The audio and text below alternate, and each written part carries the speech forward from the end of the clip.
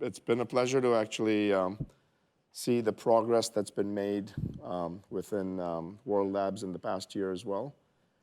So let's start by talking about what you're doing and why it's so important. Yeah, well, right now I wake up every day and think about just one thing and one thing only, which is spatial intelligence. That's the company that I co-founded about 2 years ago with a group of young technologists, and it's called World Labs. So why is spatial intelligence so important, and why do I say that it's the next frontier of AI?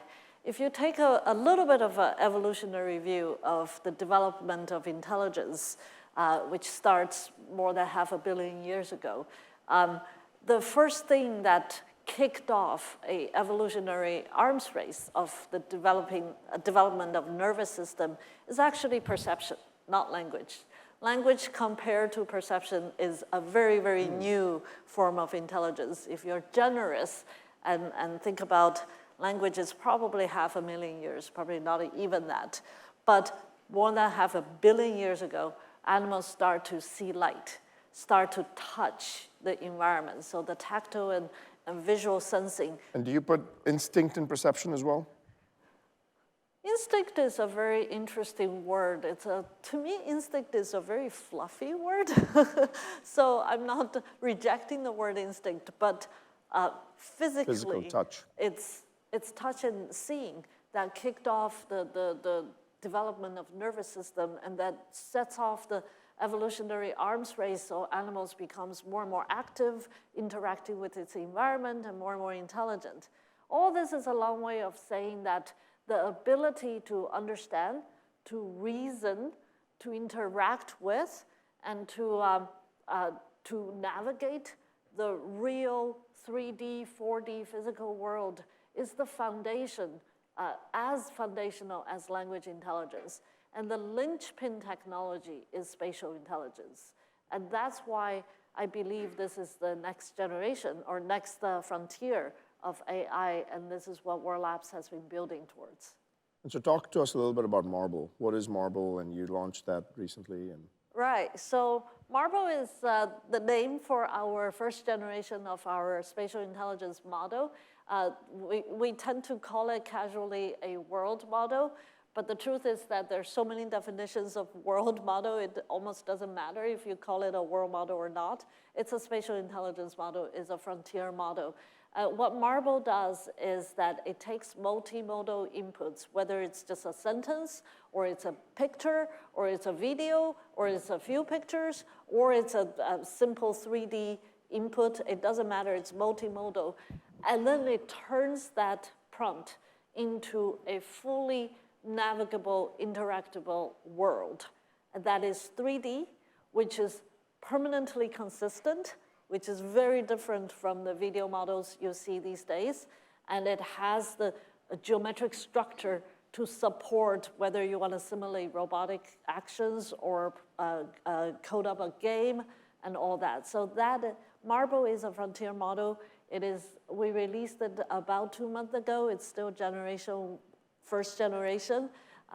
We're very excited to start this journey, and right now it's still it's the state-of-the-art 3D generative world model. And there's a school of thought that says that if you just go with language as the model, we will not be able to get to AGI. Like, you need to have an augmentation of the physicality of it. Do you of course believe that, but talk to us a little bit about that dimension. What's the big unlock that happens over time? Yeah. The obvious use case is robotics, but even beyond that, like, what are the things that we'll be able to do in 5 years with world models that we don't even think about today? Well, first of all, you don't even have to wait for 5 years. We're already engaging with users and customers to play with this early days of this our world model. We are seeing users using it to develop games. We're seeing VFX users and customers using it to work in virtual production setting, actually commercial virtual production setting.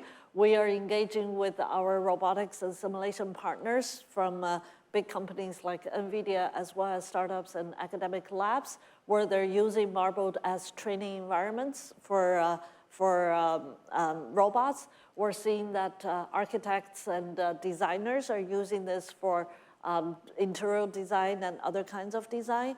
We're also getting surprise use cases. For example, clinical researchers have came to us and expressed a lot of enthusiasm. It turned out a lot of psychiatric and mental health research, as well as intervention, requires immersive environments that's personalized in particular situation. For example, OCD patients, some people are triggered by very specific situations. Personally, I'm triggered by dirty laundry, but I'm sure that people are triggered in different ways, and these researchers are studying that. It's very hard for them to get their hands on these environments, and Marble is just every time you prompt within minutes, you get many different kind of environments that you can use. So this is actually a surprise use. We've also seen people with well-being and fitness training to personalize yoga environments or other environments. So I think as Marble becomes better, we're still in the early days, we're gonna see more and more horizontal use cases.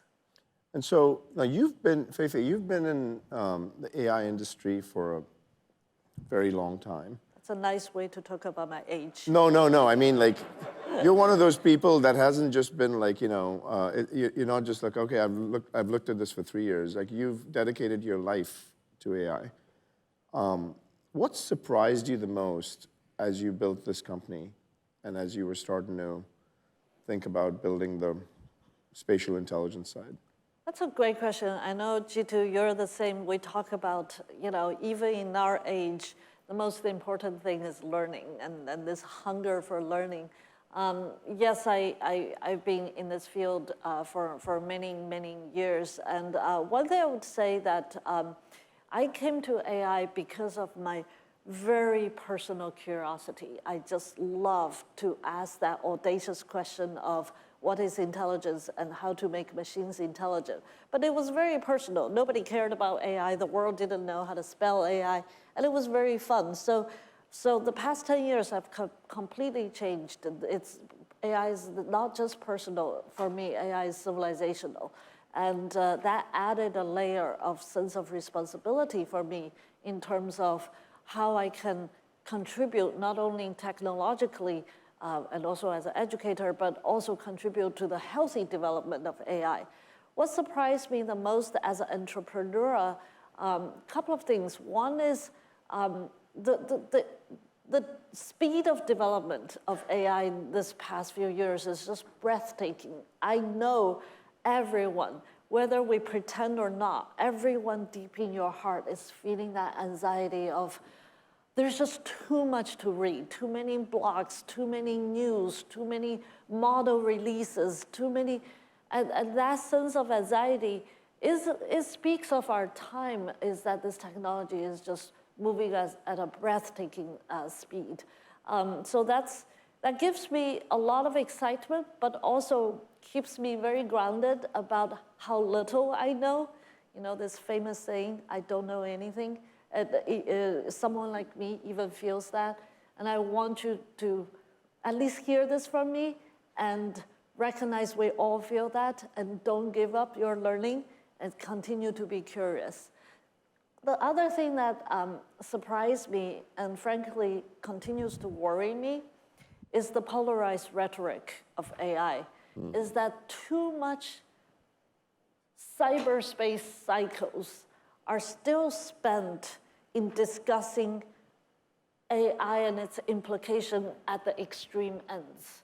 Whether it's total tech utopian, as if technology is never a double-edged sword, or it's total doomsday, as if humans are facing the existential crisis every minute. That's just not a responsible way of talking about a technology that is so profoundly important to our civilization. Technology is a double-edged sword. but the agency is within all of us, every entrepreneur, every product manager, every business leader, every software engineer, every citizen.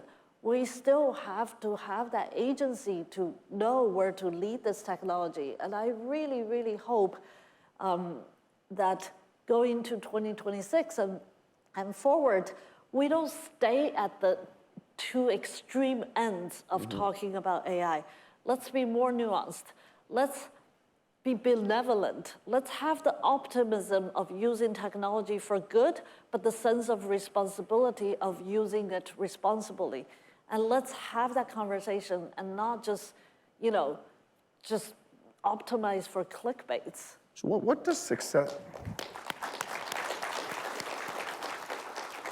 What does success look like in your mind for AI in the next few years?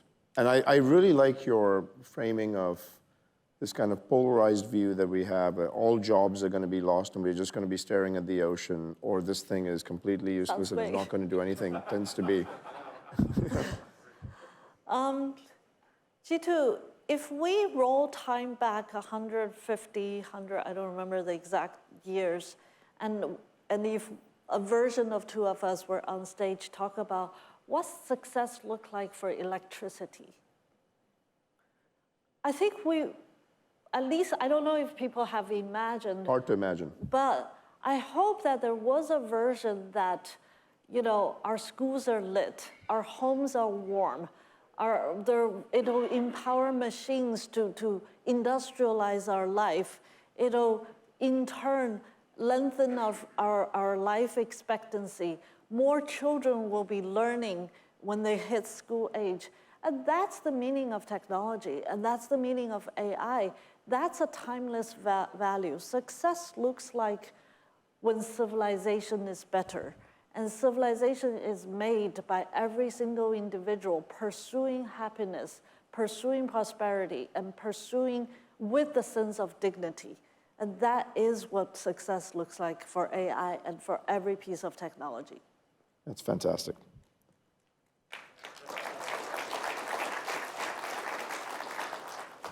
So I'm going to go down to tactics for a second as well. Again, are large world models as computationally intensive as language models? Are they more, less? That's a great question. First of all, there are different kinds of large world models. We are very committed to create world models that have 3D, 4D explicit representation to empower robotics and gaming and entertainment and design and all that. And there is other models that are called world model that's more of a video generation models. Right now, in the field, our models are not as large as the bigger LLMs. For GPT-5, I believe, is trained around 10 to the 26 flops. And our Marble model is still a few orders of magnitude smaller. Smaller. And is that just because you don't have enough data to go out and feed these models as one of the... I think it's actually both. I think data is one of the scaling law starts with data and model parameters. So data, it plays a role. It's also because this field is early. Language models started, the Transformer paper was published in 2016. So it's, or 27, I think 2016. So it's almost 10 years, right? World models is a much newer field. So we are still in the early, I wouldn't say the earliest. Actually, I think the past 2 years we've de-risked some of the science, but we're still in the relatively early days of figuring out the model architecture. So it's relatively small. But having said that, given the progress that World Lab has made in the past couple of years and looking at our field, I think the next couple of years is going to be very exciting. We're going to see riding the curve of the scaling law in large world models. And so, we've talked about this before, Fei-Fei, but this thing that was fascinating to me was when you had highlighted to me when we were first starting to talk around the fact that language models are trained on free, publicly available data on the internet, It's easy to go out and get a large amount of data accumulated. The physical data is hard to do, and so synthetic data gets to be a big deal, but you also have to collect that data in a much slower fashion. Walk us through the constraints that brings, and is the speed of advancement of the world models, because of that scarcity of data that you're going to be similar to what we've been used to with language models? Is it going to be slower? And then how is that going to manifest itself even in physical robotics, where, are you going to have a general purpose robot that can do everything for you, or is it going to be special purpose robots just because of the data that we have available? Right, that's a loaded question, Jeetu. So let's talk about data and let's talk about generalized robots. Yeah. They are related, but there's a little bit of nuance. So for example, at World Labs, what is our data strategy? A lot of people ask. Obviously, I can only tell you so much, but one thing is very clear is we take a hybrid data strategy approach. Language is so, I'm so envious of my language friends, because at the end of the day, the input data and the output data is fully observable, is more or less one modality, and that's just text. And also texts are super clean, right? I know that there are words that are not good words, but by and large, the lexicons carry very clean meanings and semantics. Whereas the world of pixels and voxels is just so much messier. And in order to push the boundary of the technology to creating 3D, 4D worlds, we don't have large amount of 3D, 4D data to train our model.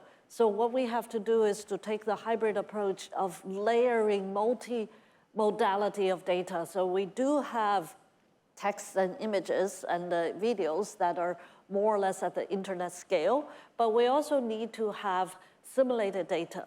We also need to have what we call real-world capture data. You might be wondering what those data are. One of the biggest examples is look at self-driving car. Whether we're looking at Tesla or Waymo or other self-driving car, these companies spend years, decades collecting real-world data as well as simulated data. So creating world models will take that kind of approach. Is it going to be slow? That's a really interesting question, because there are some confounding factors. For example, there's way more people joining this journey, right? Like the compute is much more powerful, the chips, and also the ecosystem is much more mature. We work with data vendors that were not around even 3 years ago. So I think... And synthetic data is really taking effect pretty well, right? And it's actually adding to your efficacy. Yeah, and also what we are making will also add to this world of simulation. So there is a flywheel. Our model will also become useful simulation data for robotics, which just a couple of sentences of generalized robot. I have run a robotic learning lab at Stanford for the past decade and beyond. I'm super excited by robots. I do think that as a scientist, it's important to recognize this is a very, very hard problem. Just because the North Star is clear doesn't mean the journey is short. In fact, think about 2006. My colleague, Sebastian Thrun, led the Stanford team to create the first self-driving car that could run 138 miles in the desert of Nevada. And that was when we declared we're going to have self-driving cars.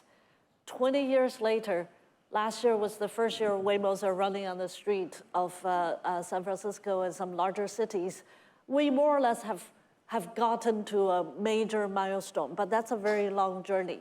The difference between car and robots, a car is a square-ish robot that moves on a two-dimensional surfaces, and the only thing the car needs to do is don't touch on things. Don't touch on pedestrians, don't touch on the curbs. Think about a robot. It's a three-dimensional thing, whether it's humanoid or not, working with a three-dimensional world. And the goal of a generalized robot is to touch on things in a way that is not breaking them. So that is a much higher dimensional problem.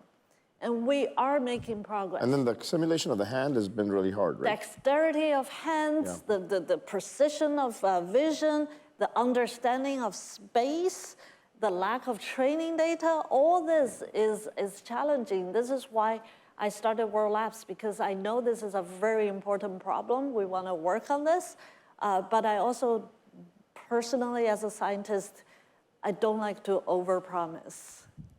So Fei-Fei, in the last 60 seconds, for the people that are here from the enterprise side of the house, how should they be thinking about world models, physical AI, and all your world that you're thinking about?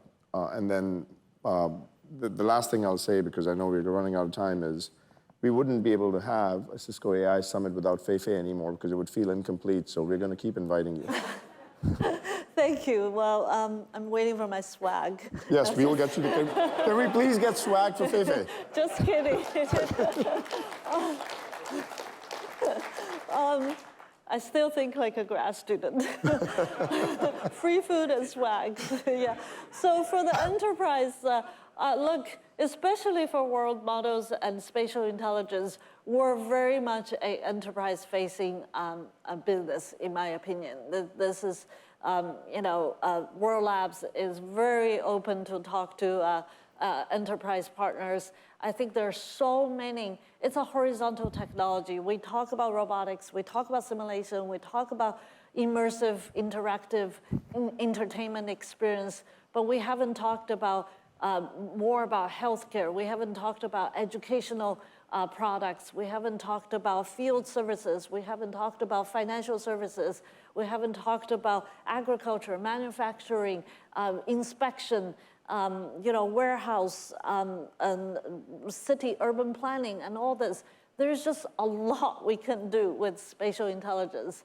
And I do think this is the next frontier, and invite all of you to, work with us or work by yourselves on this topic. Fei-Fei Li.